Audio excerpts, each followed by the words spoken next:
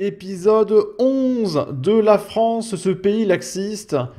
Et aujourd'hui, on est sur RTL et il y a Gérald Darmanin qui va nous rassurer. Il a une bonne nouvelle pour nous. Parce que vous savez, les agriculteurs, ils ont du mal à vendre leurs produits français, etc. Et ça tombe bien. Parce que les prisonniers, ils ont une vie difficile en prison. Hein, à jouer à la Xbox, à la PlayStation, à jouer à Elden Ring, à se faire masser, etc. Et du coup, Gérald Darmanin va faire d'une pierre deux coups. Il nous rassure. Bientôt, d'ici 2028, les prisonniers mangeront exclusivement des produits français, issus d'élevage et d'agriculture française. Et du coup, il y a Nicolas Dupont-Aignan qui nous dit « Pendant que les Français peinent à remplir leur caddie, les détenus auront droit à de la viande française de qualité en circuit court, s'il vous plaît. En 2028, mieux vaudra être en prison qu'en supermarché. Merci Gérald Darmanin. » On aura, je sais pas, peut-être un petit verre de vin, de champagne, issu de production française, LVMH, tout ça. Ça va être cool, hein, la prison française. Déjà que c'est très très cool. Le ministre de la Justice, il donne à manger à des tas de gens, en votre nom à tous, les fonctionnaires, les détenus, il y a 82 000 détenus en France, et il y a à peine 50% des produits dans nos prisons françaises qui sont des produits français. Oui. Donc ce qu'on va changer, c'est qu'on va faire 100% des produits qu'on va consommer dans les prisons au ministère de la Justice seront français d'ici 2028. Vous nous annoncez... Est-ce qu'on pourrait pas leur donner de la pâté pour chien française? Je pense que c'est tout ce qu'ils méritent en fait en prison. que d'ici 2028, on mangera français.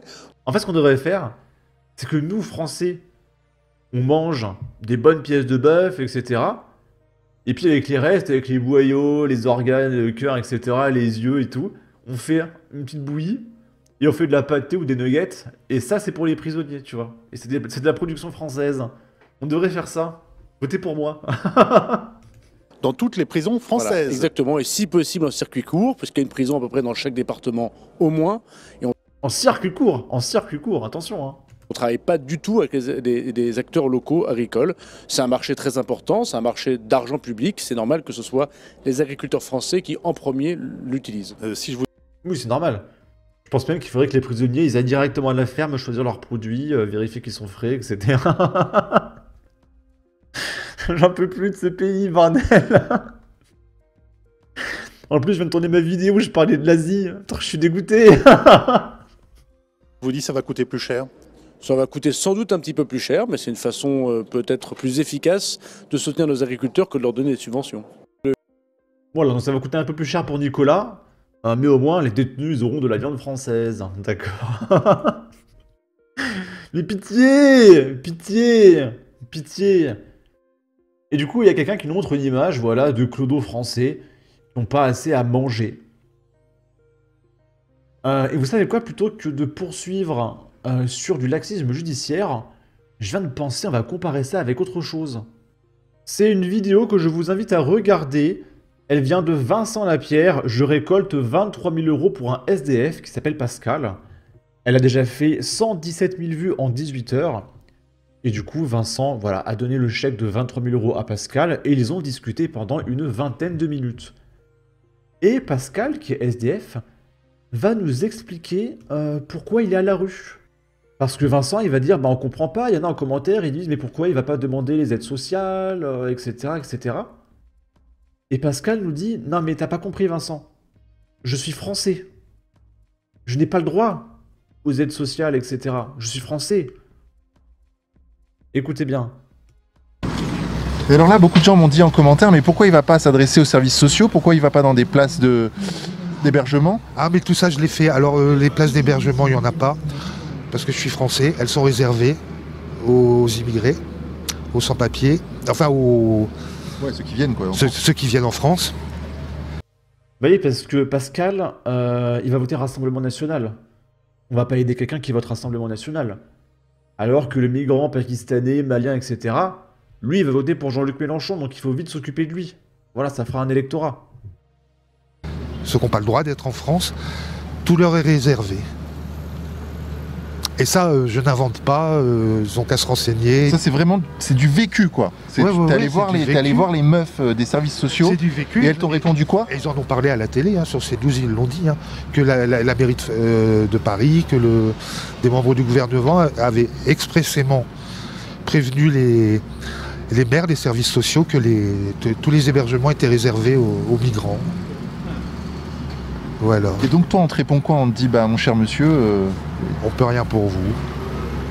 je parle souvent à tout le monde dans la rue, quoi. Et il m'arrive de parler évidemment à des gens fraîchement arrivés en France. Et ils me disent souvent, vraiment souvent, bah nous on est à l'hôtel.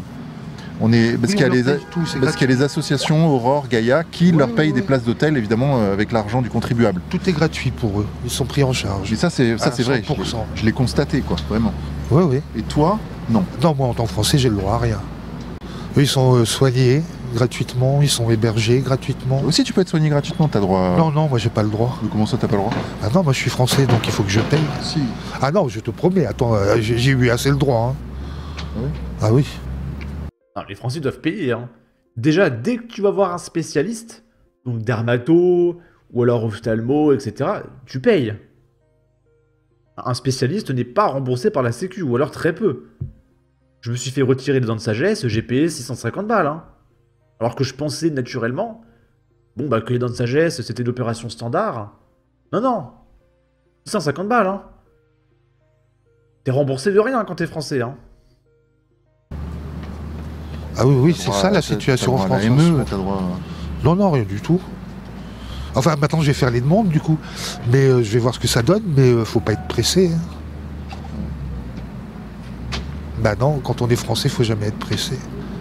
Quand on est français, on paye, c'est tout. Encore la semaine dernière, alors je sais plus qui c'est, où c'est, mais il y a une dame qui avait une vieille maison, un grand hôtel particulier avec un grand parc. Elle avait une promesse de vente, et en une semaine, bah elle n'était pas là-bas, elle. Hein. En une semaine, la maison a été investie par des Roms, donc elle a prévenu le préfet. Le préfet a dit non, non, nous on fait rien. Et donc sa maison a été entièrement saccagée. Ah oui, oui, j'ai vu ça. Voilà, et maintenant, la réponse de l'État, c'est bah, c'est à vous de payer, madame. Vous êtes propriétaire. Voilà, et ça, des histoires comme ça, t'en as mais tous les jours en France. Ouais, c'est horrible. Ouais, bah c'est le gouvernement Macron. Avant, c'était moins. Je dis pas que c'est lui qui a tout fait, hein. C'était déjà un peu comme ça avant, mais lui, ça a été puissance 10. À tous les niveaux. Je me répète, hein, les gens en ont pas marre d'entendre toujours les... Je dis toujours les... Ok, après il parle d'autre chose. Et j'avais vu un commentaire intéressant, il faut le trouver, c'est celui-là je crois. Je suis français, j'étais SDF pendant 10 ans. Et les services sociaux me disaient que j'étais pas prioritaire, que mon cas n'était pas si grave. Le système social est inutile, car il n'aide pas les gens en fonction de leurs besoins, mais en fonction de leurs critères administratifs, ce qui ne mène strictement à rien, et est complètement incohérent. Donc par critères administratifs, entendez bien par exemple mère de 15 enfants, bon là t'as beaucoup de points. Étranger, parle pas français, t'as beaucoup de points. Et là, étranger, parle pas français, mère de famille, 15 enfants, célibataire, alors là, t'as un logement social dans les 3 minutes, hein, je vous le dis tout de suite. La France est entrée dans une ère de non-sens. Nous n'allons pas tarder à arriver sur une ambiance des années 30 pour tout le monde sauf les ultra-riches. Et comme dit ce monsieur, tout est fait pour mettre les gens en galère et non l'inverse. La réalité est que nous payons tout cela pour rien du tout, strictement, mis à part payer ces riches et ces gouvernements successifs qui sont incapables de subvenir à leurs propres besoins. Voilà, on a fait le tour. Sur ce, n'hésitez pas à donner votre avis, votre opinion, à partager, liker, commenter. Ça aidera au référencement de la vidéo sur YouTube. Abonnez-vous, suivez-moi sur Twitter. Prenez soin de vous. Salut!